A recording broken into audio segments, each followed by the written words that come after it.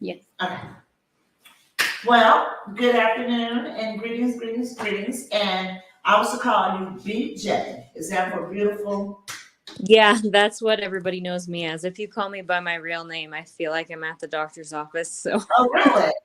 So, do you not want to disclose what is BJ for? it stands for Barbara Jean. It's both of my grand. Regine. Okay, that's a cool name. Thanks. Well, I'm gonna call you BJ as you request. I want to thank you for taking the time out of your day to be with us. It's called the National Women in Agriculture Wednesday Talk Show. And I do this talk show every Wednesday to bring awareness primarily to women farmers across the globe, literally. We do not get our due kudos or equal rights, equity, and inclusion.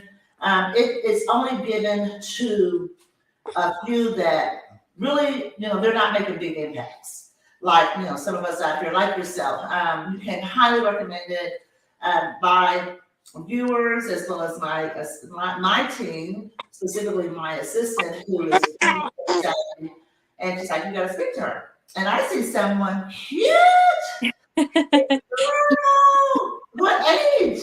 He's 4 months. 4 months. Congratulations. Thank Do you you so have much. other children? This is my first one. Oh, blessings. And what's his name? Sorry, His name? Peter. Peter. Hi, handsome. Look at him looking like, what are you doing? What are y'all doing? Well, I'm not going to keep you too long, but I do want to hear all about your life. Again, show is all about you. It's highlighting what you're doing in your community, specifically for your family, but what you're doing and what you like to share with the world and you may need assistance with. Awesome.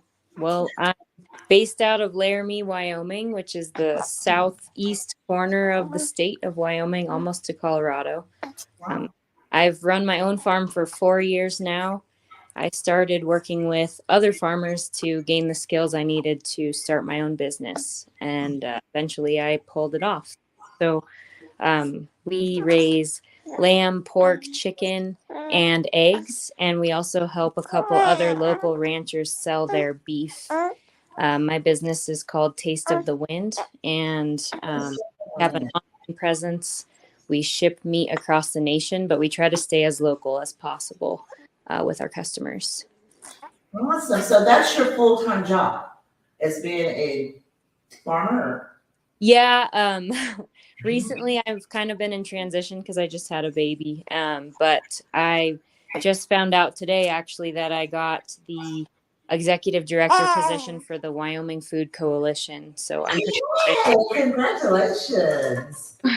So that'll be a part-time deal, and then I'll keep my as another. I mean, it's technically a full-time job, but you know how farmers are. Exactly. The job is never over. And again, that's the reason I wanted awareness. And I do have men on my show as well. So it is an actual platform, if you will. It's an outreach tool that I use to help, but also give encouragement to others that you're not in this farm life alone, literally. And figuratively, it's all work, it's consistent work in order to be prosperous at it and just to survive if you want a good quality of life. Um, as far as it's called the Wyoming Coalition, that you're going to be the executive director. Yeah. Give me 1 sec. I'm going to hand my son to my husband. He just got home. You're fine. You're fine. I love it. I love the multitasking, the wife, farm, executive director, mommy. You're doing it all, killing it. And you have a social media presence. So that's what's so cool that you're able to incorporate. And that's what women are. We are multitaskers. And again, like I said, it's just our time, especially in this administration, that awareness comes to women producers. So a taste of the land, right, is the name of your... Taste of the Wind. It's particularly windy in the southern part of Wyoming, so we southern Wyoming reflect that. Okay. Yeah. Okay, so that's the reason you got the wind part, because you're so south. And are the plains, is it really windy or something out there? Yeah, we're kind of the first mountain range as you go west. So there's nothing left to stop the wind as it picks up across the plains. It's So it's pretty. clear plains. Hmm. Yeah. Wow, wow. I mean, I've seen and on TV shows and things like that about rolling plains and you know how the land's just flat, there's nothing there per se. So this is real life, right? Well, Uh, we do have mountains out here, but there's also a lot of flat lands as well. okay, okay. So in growing and producing on your farm, can you specifically speak to are you a first generation farmer or you are? Yes, I am. None of my family was involved in farming. I am a weird, a weird Yeah. generation, but I love it and I've loved it since I was a kid. So, So, well, thank you. Thank you for breaking into the agriculture world just at your age. I mean, I love it. It's unique in itself. And it is a actual industry that is in demand. And as time go on, due to climate controls and other elements on our planet, we're going to be in higher demand. So, young as you are, you're going to be an expert guru. So talk to me about like each one of your animals and what do you do as far as production? well, I'll start with the sheep. Those are my favorite. We raise Icelandic sheep, which are a heritage breed, and What are the names of them again? sorry, What are the actual breed of your sheep? it's Icelandic. They originate from Iceland, and the Vikings actually brought them over from Scandinavia. So they're a landrace breed, isolated to that island. Then they've been there for a long, long time. So they've developed their own specific traits. But Iceland has a lot of similarities in climate to Wyoming.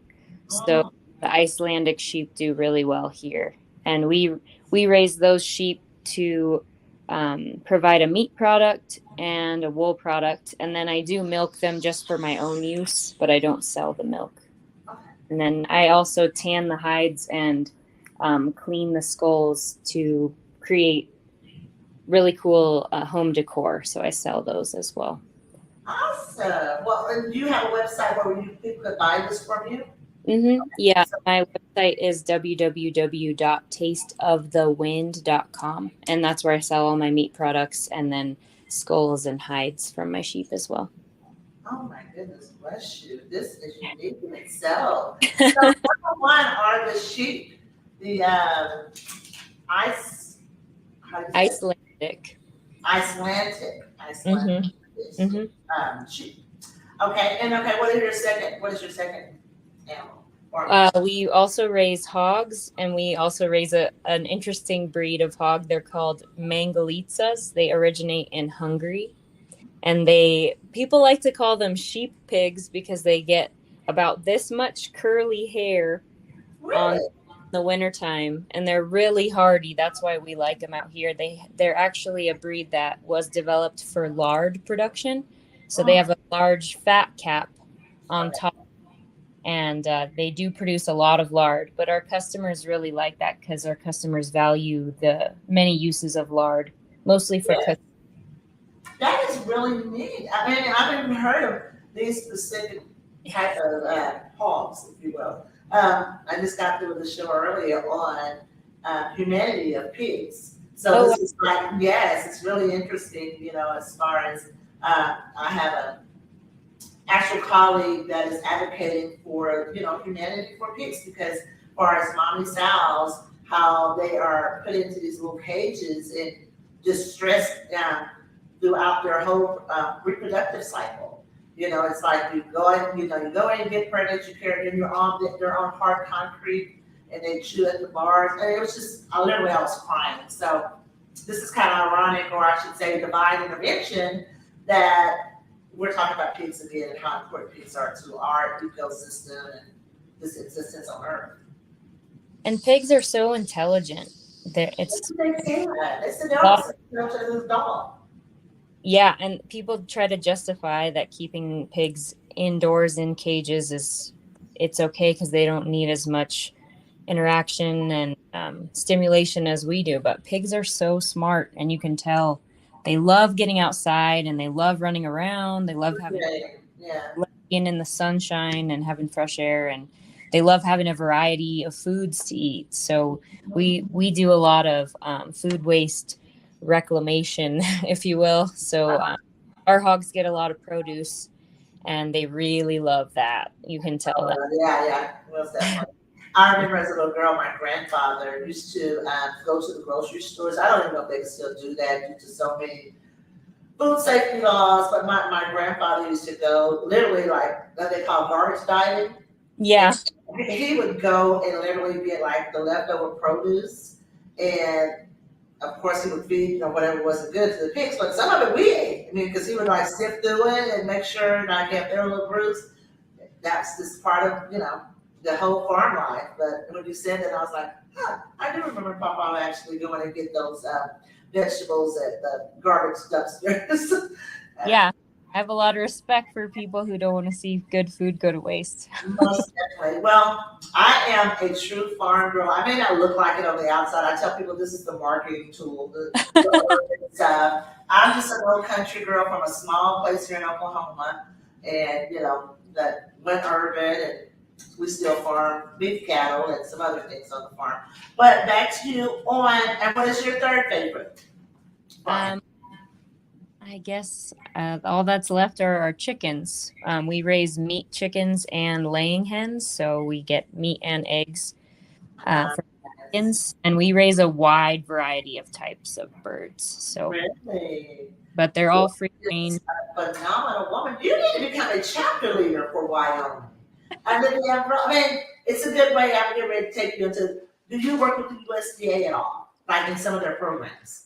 I haven't yet. I'm actually attempting to go for one of their value-added producer grants this year. Awesome. So we'll see how that goes. I've heard it's a pretty intense process, but I have someone who's been through it before who's going to help me with the application. So I'm excited to try it out. Well, and just even the programs with the USDA, like Farm Service Agency, do you know if your farm is registered with the Farm Service Agency? Actually, it is. I've worked with Farm Service Agency to try to get our own land a couple of times. Unfortunately, the timing with the seller of the land and getting the FSA application through was what ended up it not working out. But I'm familiar with the Farm Service Agency. And they have a shorter process, just FYI. Yes, they just came out, literally. And I want to announce and kind of have Kate, my assistant, Vontae, send you the announcement. Like a day or two ago, it came out that they have a shorter process. So that's going to make it very much more accessible. Yes, I mean, it is pretty daunting as far as going through all those pages. I understand, and I tell them as far as advocating for farmers at the grassroots level, like you guys are asking for the impossible, and you want farmers to participate in your program, and then you make it almost impossible for them to really do the paperwork. So, yeah, for farmers, I mean, we're all working 80 plus hours a week on average. Exactly. Now you want me to kind of like do paperwork to even participate in your program, then ultimately I understand it's supposed to be for us anyway. So, USDA is one of our primary partner. And as you know, there are like 23 agencies, but we highly partner with Farm Service Agency and advocate for farmers to make things easier, including the 3-year time frame that they require you to be a farmer, as they like to call a beginning farmer. When someone say beginning to me, that means you've never done it. So, yeah. You know what I'm saying? That's where I'm like, okay, we need to like really, really be careful how we actually project or advocate for certain things that is an illusion. That's why I call it an illusion. Yeah. So, in the next agency, have you worked with Natural Resource Conservation Services, NRCS? I have not.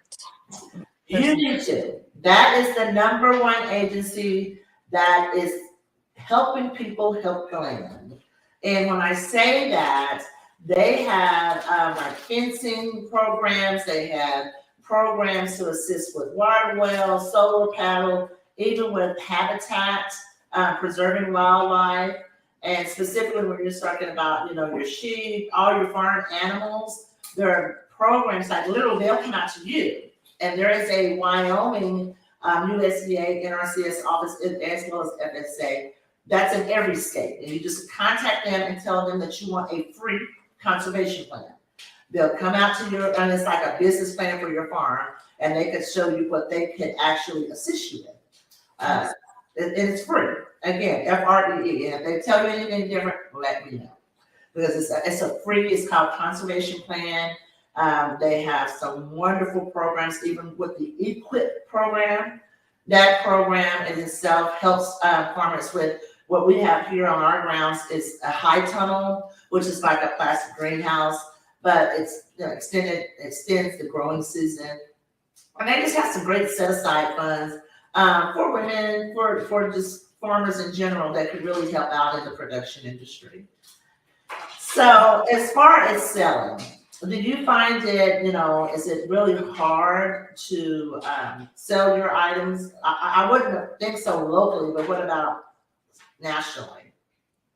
I don't think that it's hard to sell the product necessarily. I think the greatest challenge is accessing customers. So trying to find those customers who really value our type of products and are to pay a price that is feasible for our living, because folks are used to going to the Walmart or whatever and getting their meat for such and such a pound, and when they see our products, the prices are higher because we have to feed our family. So finding very specific customers is one of the bigger challenges that we face. I'm not saying it's impossible, but that's probably where I spend a lot of my time, is finding the customers that value our product. Now, do you mind if we actually help promote your product? Because I always like to try to reciprocate assistance, especially you agreed to come on our show to tell women or the world what you do. And I would love to promote what you're doing and what you're selling. I mean, with your permission, is that okay? Yeah, definitely. Okay. Because that's what we do. As far as our organization, it is a network system, if you will. We are the largest minority nonprofit. We're very diverse. If you go out on our website, you go to chapters, we have all nationalities, literally now in our organization, and we love it. But it's a women's sisterhood, and each chapter get to go for grant fundings up under the umbrella, and you automatically receive our 15 plus years capacity to show that you have an organization that's behind you to support. If you need help, that's what that's for, that capacity piece. That's great. Yeah, and like I said, I would love to have a Wyoming chapter because we don't have anyone up there. And women and people will connect to you like that as well. And basically what you will be doing is kind of what I'm doing. But we ask our women to only do like an outreach event 4 times a year, once every quarter, every 3 months. And therefore that kind of, you're outreaching to the community, you tell them what you're doing, you're connecting them to USDA programs, just that simple. And in between, of course, you're doing all your other stuff. That's not a bad deal for me. I tell people you can get anywhere from 50 up to so many hundred thousands of dollars as a group under the umbrella. In every chapter, like I said, we go for the exact same funding as we go for, because we incorporate you there. Wow. Yeah, it's pretty neat. It's pretty neat. And I can connect you to women like in Florida. We have a great, she has a whole peach orchard that she does there in Florida, as well as her family has an orchard in Minnesota. So she runs 2 chapters for us there. So there's some great people. It's pretty neat. That's awesome. That's beautiful. Yeah, so you feel the challenge is being able to find the actual buyers that will pay for your food, for your meat production. Well, like I said, I will definitely assist with that. What are some of the words of encouragement that you have for women producers? Well, I don't want to be too sassy, but don't let anyone tell you can't do something. That's it. And don't let them challenge you, right? That's such a good, I like that. Don't let them tell you can't do something.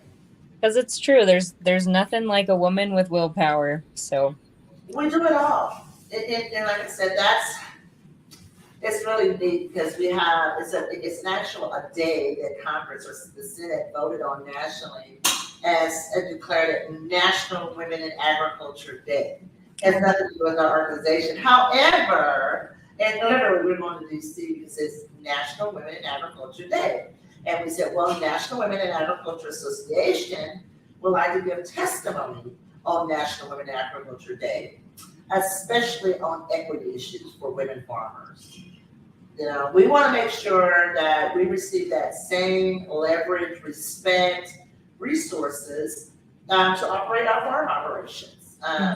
And that's why, you know, it takes things like this and going over and beyond the call of duty of outreach and making things happen that no one else is making happen. So I give you all the shout outs for that. As far as leaving your legacy, what is your legacy you would like to leave for your baby? Well, I really value preserving the land and trying to raise food in a way that ensures our children will have clean, accessible resources left for them. There's a lot of, unfortunately, a lot of our big industry ag practices are not preserving soil, not preserving water, and it's decreasing what our children will have in the future. So I really hope to leave a legacy of preserving the land and preserving water, preserving clean air for my family and other families in the future, because we need to eat, but we also need our ecosystems to support us in the future. I tell people, if you don't have good air, we won't be able to breathe. And I tell you, that's where instead of earn and burn, that's what I feel that our society, you know, they actually earn the privilege of being on the earth, but then they just burn up all the resources for it, you know? Yeah, it's disappointing. So I hope we can reverse that. I know there's a lot of women in ag who care about the future of our natural resources. So that's a good step. It goes with us. We are nurturers of nature. And nature, that's how we bear our children.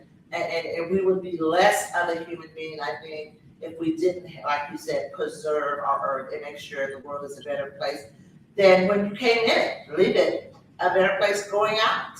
So that's really admirable of you. And I'm not going to take any more of your time because you are a woman of several hats, I see. I mean, literally, you have baby Peter right there. And this is amazing. And like I said, BJ, you have really encouraged me this evening. You have actually, I hope, inspired. If you don't, then you should, I should say, inspire other young women and just women in general, women in agriculture / farming. I like to tell them agriculture is the fancy name for farming. I tell people that all the time. But they should be highly inspired. And if they needed to reach you, how can someone get in contact with you? They can send me an email.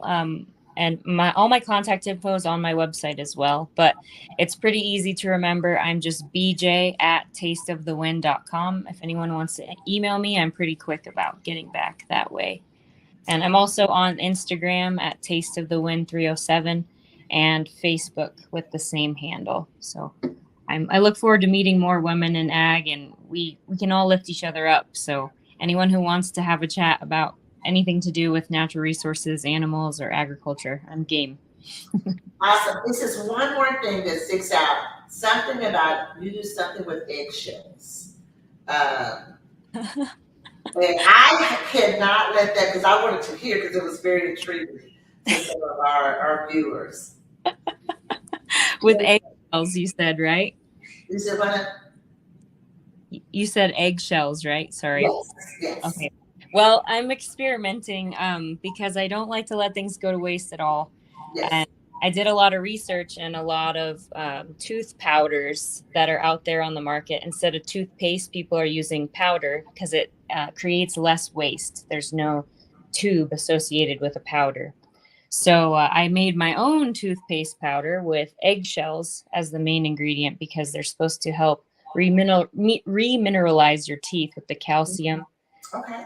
And there's a couple other compounds to them that are beneficial to your teeth. But they're using them in studies to regenerate bone tissue and cartilage. So I figured, you know what, if they're using it in studies and it's in common tooth powders, I'm going to make my own. So I saved my own eggshells from my chickens, and I'm grinding it down into a powder and mixing it with a couple other things and using it as a tooth powder instead of toothpaste.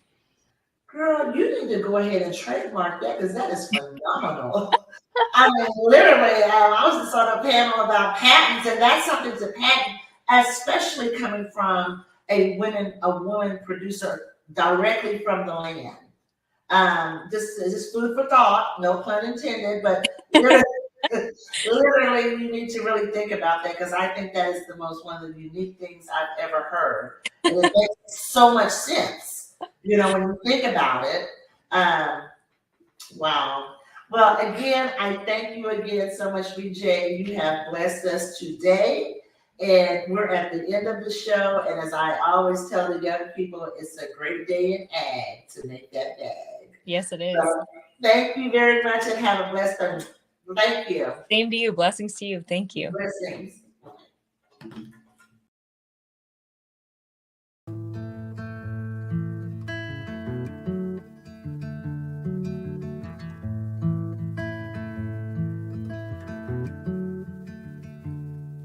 They're torn and cracked, weathered and worn,